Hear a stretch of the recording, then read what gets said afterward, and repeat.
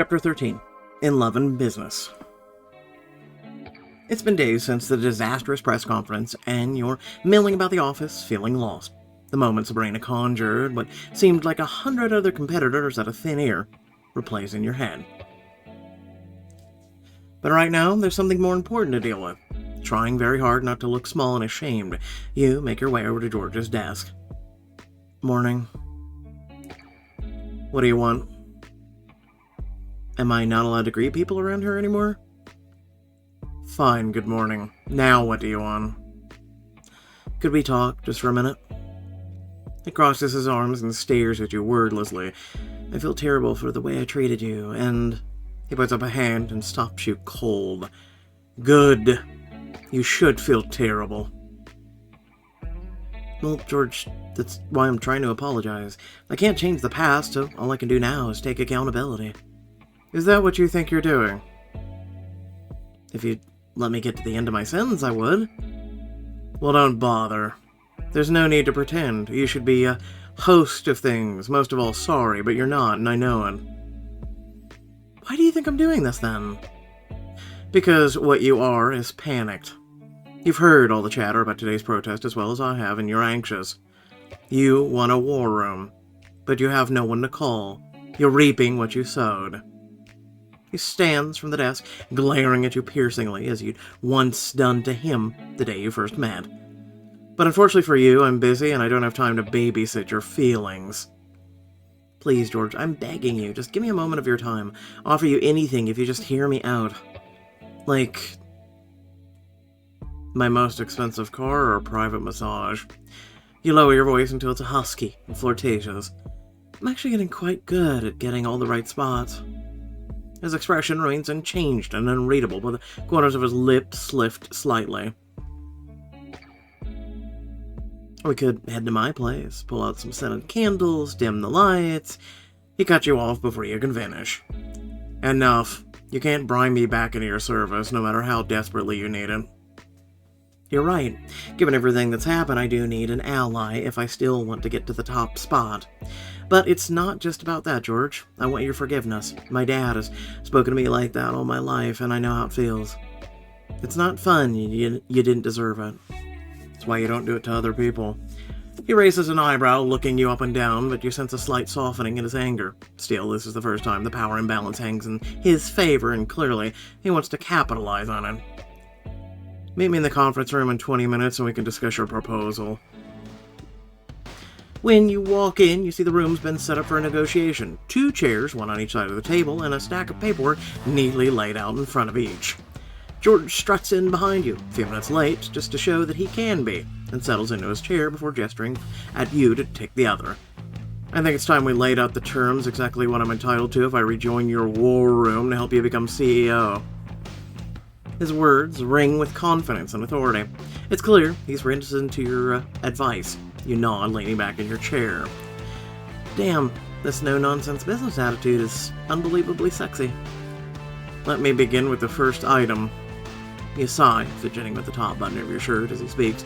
In another moment, it pops open, and you hear him stutter slightly, slipping over the words. So, I still get to him. I could use that to my advantage. Spice up this business meeting. You have buttons? Question mark? No, she has buttons? Now we're good. Let's take this serious. You shake the thought out of your mind. His attraction to me isn't a lever I can pull.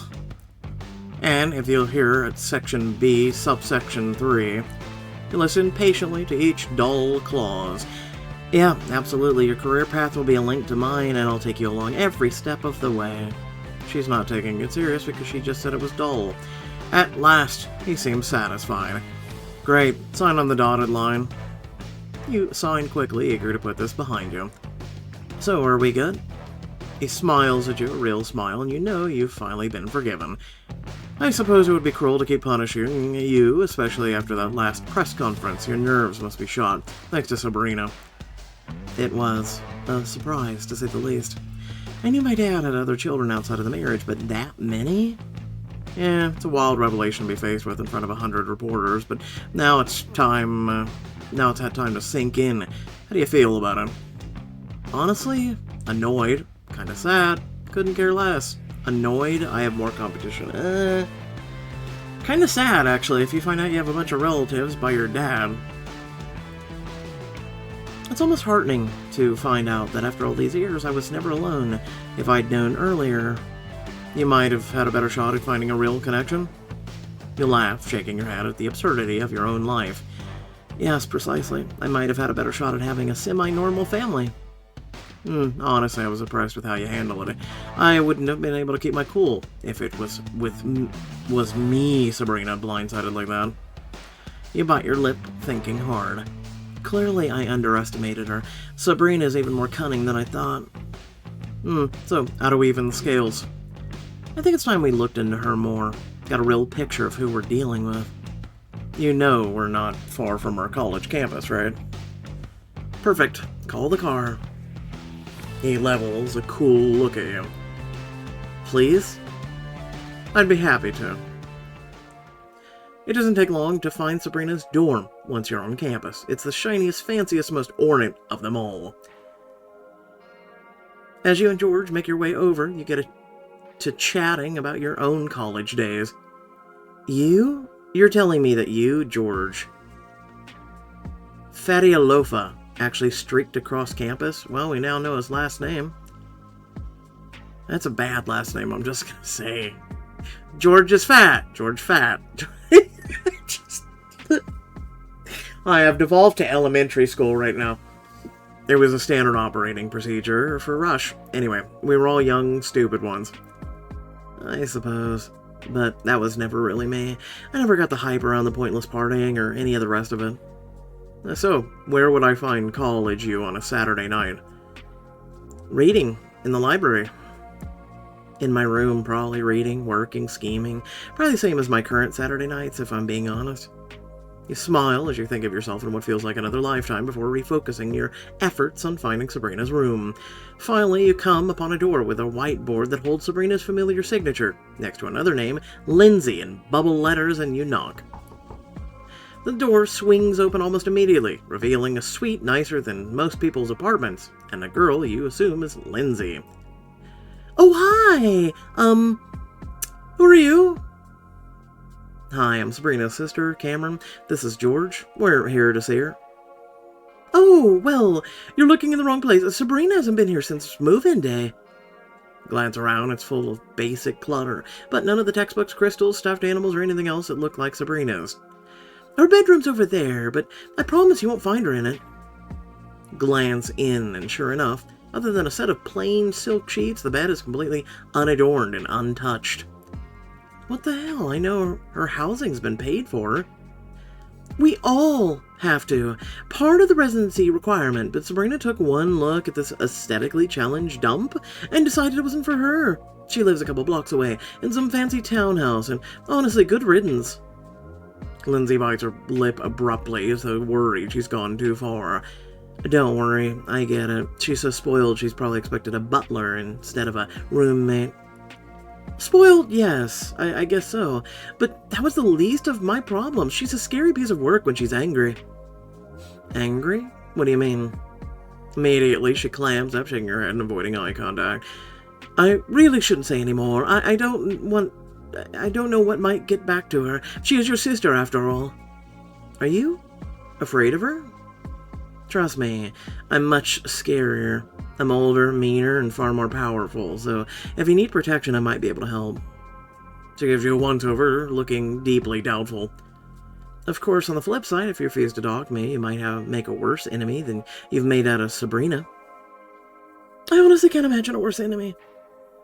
But Lindsay quickly lapses into silence again. You exchange a glance with George. He launches forward, a beaming smile plastered across his face. Of course, you poor thing. I completely understand. You do? Completely. I used to go to school here too, you know. I just graduated recently. No way! Yes, wait. And I still know plenty of the professors, heads of the department. I'm sure they'd gladly consider writing letters of recommendation if I were to mention it to them. To your relief, her face slowly splits into a wide smile. Oh, you guys seem so much nicer than Sabrina. You won't believe it when I tell you. A minute ago, we were trying to say we were worse than Sabrina. Make up your goddamn mind. You nod patiently, encouraging her to continue. Sabrina stayed here for 1 week while her stupid townhouse was being renovated or something. It's the longest I've ever spent with her. What I noticed was how intense her reaction got to being slighted, and especially if she ceased to be the center of attention. It took nothing to send her into a seething, jealous rage. This guy she was into told Sarah, the guy down the hall, or girl down the hall, that he liked Sarah's hair. And you know what Sabrina did? What? I can imagine a can of hairspray and a lighter. She put Nair in Sarah's shampoo. Poor Sarah. She turned out completely bald. I could hear the scream from the showers all the way here. Wow, that's definitely intense. Yep. That's horrible. That was a prank. God, that's an age-old prank there. And it's not a fun prank. It's a very mean prank, but I'm just saying. I can't imagine ever doing something so cruel to someone who hadn't done anything to me. But that's it. In Sabrina's mind, Sarah had done something to her. Then Sabrina's mind must not be working right. What a shocker. Yeah, you're finally getting it. Took you long enough considering she's your sister. In any case, thank you for your time. Lindsay gave you a surly nod before waving you out the door. Let's head to Sabrina's townhouse. Maybe we'll find more answers there. Probably.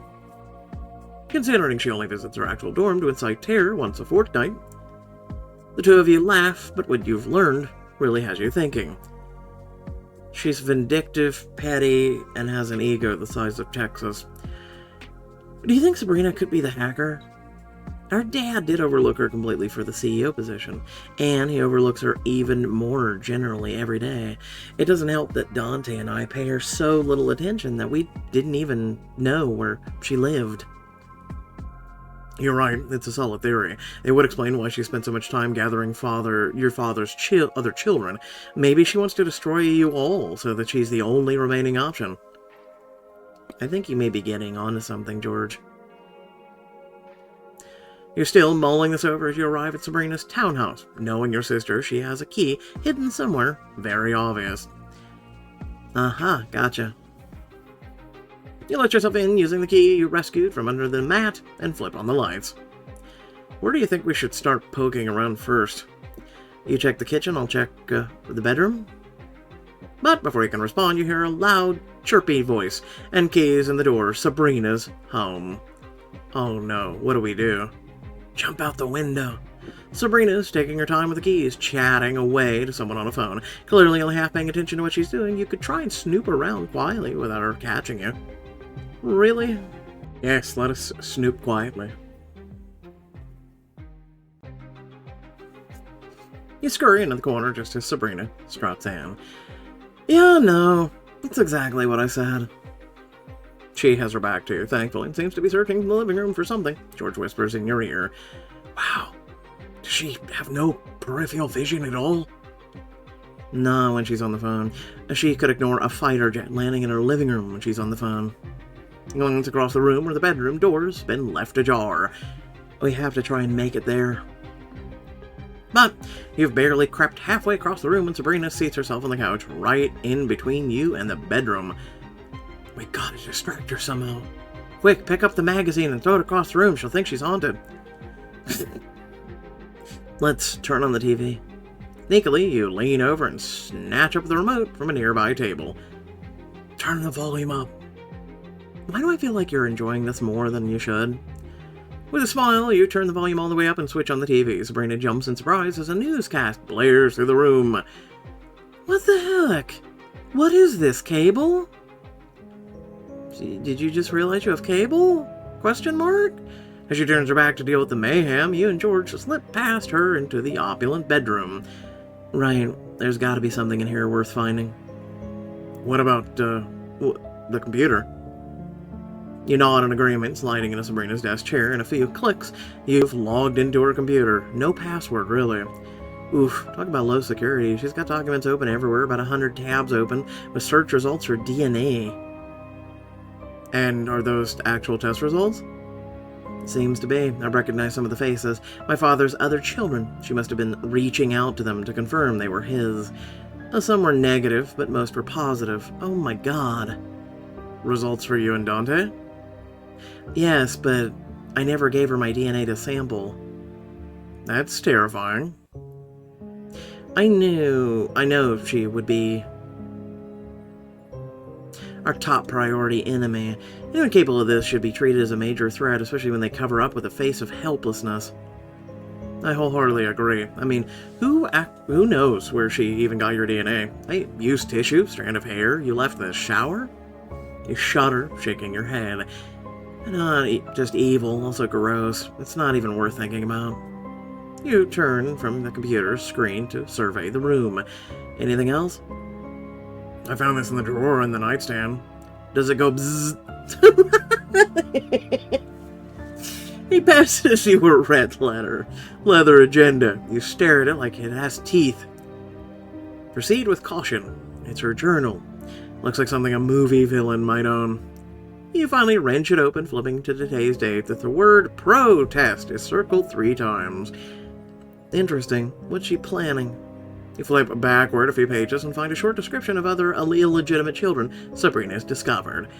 Looks like there's a tick if their parentage is confirmed, an X if they're not dads, and a question mark if the test hasn't been run yet. She hasn't even bothered to write their actual names, just little descriptors. Blonde, dimwit, 4-eyed virgin, the whale. These are so rude. I mean, yes, but it's also her journal, so, you know. At the bottom of the page, Sabrina scrawled a quick note, tolerate till they serve their purpose. George just scoffs in disgust. He stares at the words on the page, trying to digest Sabrina's blatant disrespect. How obviously she's using her half-siblings for her own ends. No one is shocked by this currently. This was so obvious it's just business. I could have told them she thought this way ages ago. Who wouldn't? I wouldn't. Well, you're much nicer than most of us. They're allies, not friends. The allies can be turned against you, especially with ammo like this. But before you can browse any further, you hear Sabrina's voice, shrill and obnoxious, echoing from the living room. Yeah, just give me a second, and I'll get on my way. Damn it, where's that stupid handbag? Quick, hide underneath the bed. In synchronity, you and George glance at the bed. Atop a pile of clothes sits a monogrammed handbag. You grab George's wrist and drag him into the enormous bedroom closet, just in time. There you are. Now, where's that sweater? It was just somewhere under the bag, I swear. The two of you shrink back deeper into the closet, hoping she doesn't think to check there. Your bodies press together in a way that makes your skin heat against his. We're lucky this closet is so big. I don't know. I wouldn't have minded a smaller one. His eyes meet yours, glinting in the dark, with a challenge you wouldn't mind answering. Why not? You lean forward, catch his lips with yours, hearing a soft gasp of pleasure and surprise. This kiss is different from the others somehow. Hungry, but slow, deep, soft. Cameron. See? You don't need a smaller closet. This one just works fine. Outside, Sabrina's voice echoes loudly through the oak door. Oak door loudly. Oak is literally a natural sound dampener, but okay. Absolutely. You don't need to worry. Although I did appreciate your help at the last press conference, having those bastards swarm the stage was our best move yet. You go rigid with tension. She's talking to her accomplice. Hear Sabrina's voice drift to the living room. I'm heading to the protest now. I should be there pretty soon, if there's no damn traffic. As the front door closes behind her, you catch one last ominous sentence. They'll never see it coming. You feel chills run down your arms as you and George extract yourselves from the closet. What was that about? I have no idea what it is, but if she's going to be at the protest, I know it can't be good for Vitality. Let's go. We can't let her leave without us. With no hesitation, you and George follow after Sabrina, determined to trail her all the way there. Wow. Well, you can tell this was made with the AIIQ, because the sign was horrible looking. When you and George arrive on the scene, you can hardly believe your eyes. A huge crowd mills around the once peaceful parking lot, waving signs and chanting slogans, circling around a makeshift stage constructed at its very center. Who are all these people? God, one guy doesn't even have a neck. Come on, man. You guys can do better than that. Well, some are reporters, so they're technically neutral, but the other original protesters have additionals to their ranks, thanks to Sabrina. What do you mean, additions? Who are they? What was she doing? Handing out pamphlets? Not exactly. She just knew how to use the chaos to her advantage. All the workers who went on strike and all the newly discovered bastards have joined the protesters. You grit your teeth, trying not to scream in fury. At least there aren't many workers on strike. George gives you an attempted encouraging look, but he can't quite manage it. Oh, come on, are you really surprised? These protesters are idiotic and ungrateful. What the hell is the bastard's problem? All they got was a newly discovered Nepo baby benefits. And the workers, how dare they go out and protest against us after everything we've done for them? They must have a better hill to die on. Vegan leather or some useless crap like that? Vegan leather, really? While I understand where you're coming from, I'd recommend that you keep that point of view to yourself for the time being. I'm not scared of them. Let them try anything. You don't need to like them to want them on your side, which you desperately need. I don't know if you've noticed, but right now they are not on Team Cameron. You turn to the crowd and see the undeniable truth of George's words. The group is formidable, starting to cause a stir, and if the hooting and cheering is any indication, overwhelmingly on Sabrina's side. She struts onto the stage, smiling widely to the noise of their applause. Greetings, my fellow warriors of justice. How does her father not know this? That she's doing this. How? The applause turns into outright screams, but she quiets them with a wave of her hand. They go silent at once, staring at her eagerly. I think in the wake of all that's happened, it's important to remember why we're here today. We want leaders who represent our interests, who champion our rights, and who don't value stock more than any of us. You watch in disbelief. The crowd is hanging on her every word. It's because, that's literally how stupid people are. That happens in real life. I can't believe that while I was shoring up Vitality strongholds, she was amassing a completely different group of unholy supporters. I understand that, but may I just remind you that we don't really have time for disbelief? You turn to him, gaping, but he just cuts you off. Look, I'll call in your security team to cover your back in case things get bagged, but if you want to stand a chance of winning these people back, you need to get up on the stage fast. Fair point. Alright, wish me luck. I certainly will. You're going to need it. You should have brought the journal with you. Or at least taken pictures of it. You turn towards the stage where Sabrina is still holding court. Strut on stage as casually as possible. You let your arms swing at your sides and swagger up to the steps, oozing confidence and nonchalance. You stand there leaning against the second podium until Sabrina's forced to acknowledge you. Yes? Oh, don't let me interrupt. I just think it's about time we heard a differing opinion. For a while, the crowd murmurs and restless, but soon they start to jeer in your direction. Just like Cameron Vitale to care so little. These are lies we're talking about. You hold up your hands to the crowd, trying to calm them. All I ask is that you hear me out. Isn't that what we've all been doing? You've been on a pedestal for quite a while, Cameron. I think we've had plenty of time to hear you out. You clench your fist in irritation as the crowd laughs, cheering her on. Miss Sabrina, this is quite a force you've rallied. What are your next steps? Well, I think it's simple. We're here to give power back to those who deserve it. She pauses here to give you an icily significant look. The people must choose the way forward. The reporter smiles at the protesters to let out their loudest applause yet. Clearly, she's their way forward, and she knows it. When did she become so formidable? Remember that one time you all had that girls' night out? And then she said, don't underestimate me, and you've underestimated her ever since? Yeah, it's your own undoing. You have an alternative reply, Cameron?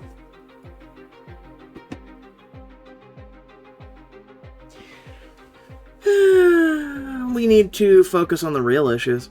Of course there are improvements to be made, but this kind of frenzy only makes us lose sight of them. Vitality will listen to all the concerns regarding its methods and workspace. Yeah, because now you've been made to listen. Really? Does anyone have a gun pointed to my head?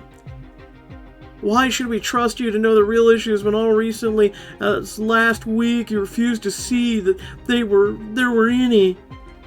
The protesters let out angry yells of agreement. You flounder for a response, but they don't want to hear it. I'm not going to win them over, but maybe I can scare them off. I'm a bastard myself, you know. The rest of you think she's the only one likely to be on your side. Perhaps you wouldn't be so devoted if you could hear the way she talks about you, or the nasty nickname she's given each of you, or the fact she's literally written herself a reminder that you're just people to tolerate till they serve your purpose. There are cries of outrage from the other bastards in the crowd. They turn to Sabrina, and her stricken face is all but a mission of guilt. Furious, some of them walk off. And as for the rest of you think I don't know what you're doing behind the scenes? I visited the shooter in prison. You aided and abetted an attempted murder. The protesters glance at each other, many looking nervous, and you know your blow has landed. Maybe I should bring up your involvement to the police. Some of them scurry off with scared looks. But still, there are so many left, too many. And now the crowd begins to boo you in earnest, yelling insults and protest slogans, some even tossing debris at you from the ground. The press is eating the moment up. Cameras flash nonstop. You can already picture the headlines. This is veering out of control. I need to kill this movement once and for all. Really? Order 66. Watch the rebellion and the Jedi.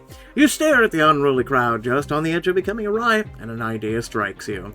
Let's take a leaf out of my father's book. If I can't beat him, join him. It's time to push them over the edge. You raise your voice, purposely searching each word with hate. None of you really have what it takes to overthrow a power like Vitality's. Serena scoffs angrily, and your audience rears in fury, pushing against the front of the stage. And I'll tell you something else. George waves at you from among them, pointing at a group of burly men wearing hoodies and t-shirts. You make eye contact with one you recognize and understand they're sheer security. They are awaiting your instructions. I need to signal to them without the crowd understanding. I'll use my words. I would warn you all against pushing this further. As the crowd jeers, you catch eyes of the security member again, staring at him significantly. Because if this were to escalate, I promise you, we would come out on top. As the protesters roar in anger, you see understanding click into place in his eyes. Perfect. Let's hope this works perfectly. Your security whispers to each other before dispersing through the protesters. Suddenly, you hear yells from the audience. We're not gonna sit here and take this crap anymore. Yeah, you mess with the wrong people, you power-hungry snake. The agitation begins to swell through them like a wave. Screw you, Cameron Vitale. We're gonna make you pay. You look at your security crew and raise your hands before gesturing at the crowd. Bring it on. A member of your security team lets out a furious yell and starts to climb on the stage. And that's all the spark of the protest needs. The swell of fury bursts across them, and they follow his charge, screaming and clawing at everything within reach. Terrified, Sabrina rushes off the stage. Suddenly, the once peaceful event has become an angry mob. In a few moments, some have made it to the stage, but they hesitate, unsure whether to rush at you. Collapse as though I've been injured, scream like I'm being attacked. Collapse as of scream. As they approach, you let out a blood-curdling scream. Stop! Stop! Don't hurt me! Listen, I'm not yelling, I'm just saying. I'd blow out your eardrums. Immediately, the press flocks to you, running this way and that in the chaos. What's happening? Are they beating her up? No, we're not. Uniformed Vitality guards swarm the event. With a look of gratitude and relief, you lean on them as they cart you away to safety. Oh, I think I've bruised my ribs. Don't worry, we've got you. As you move through the crowd, individual members of the press pepper you with questions. Miss Vitality, Miss Vitale, are you all right? What happened up there? What are the protesters doing? You give him your weakest, most despairing look, and rejoice internally at the pity in their eyes. The protesters, you mean the rioters, it's such a shame. These violent goons have no regard for decency or even public property. They're a danger to our society. Did you see the way they tried to wreck the stage? They have to be stopped, or the good people of our city will face the consequences. What kind of consequences? I don't know, use your goddamn brain. What kind would you imagine? Oh, they're a public menace. Soon we'll see looting, more destructive riots, and even more horrific violence. Reporters gasp and clutch their lanyards.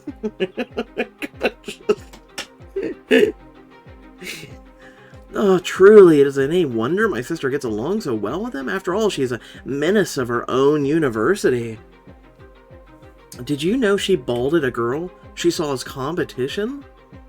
She did what? Once again, the reporters leap on a story at once.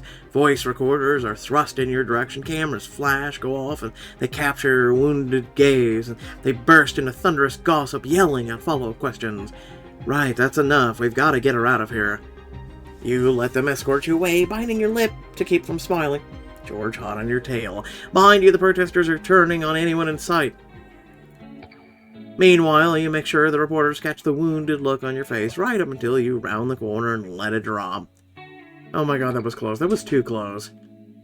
It worked, right? Yeah, I have to say yes. I'm pretty sure a spin like that will hold. The press looked like a pack of hungry vultures when you told them about Sabrina, but still, that was... I know, too close. Hopefully it was... all in a day's work for a CEO. My father was actually shot. I never came close to being in real danger. Not this time, but that was more luck than anything else. What if one protester had been crazy enough to hurt you? What if you'd fallen off the stage? What if the ruse simply hadn't worked? It was near thing. But you wave him off. I'll take nothing less than to run Vitality, so we better get used to it. George shakes his head, still unnerved. Let's be honest, Cameron, you need a bigger war council and a way more seasoned general. And to get that, you need to patch things up with Trey. I don't care about the board thing, because it gives us no details or anything that helps us. Anyway, like, the board thing at the end, it's kind of pointless. It just really is, right? All it is things for that, like, internally in the app, in the game, that have just been checkmarked for you when you use it at the end of the book. Anyway. Without further ado, thank you all for watching. Please remember that if you did enjoy the content that I do, the voicing, etc., to like, share, and subscribe if you haven't already. Aside from that, let me know your thoughts down in the comment section. Aside from that, hey, how are you doing? How's your day? I do care. I can't stress this enough. It's always nice to hear from you. So again, let me know. How are things going? Especially if it isn't about the story, right? Let me know. I always, like I said, love hearing from you guys. So, it means a lot, and I most definitely will reply to anything you ask or whatnot. So, do keep that in mind as well. Aside from that, well, I guess I could just get back to work and do more choices. So, catch y'all later. Peace out.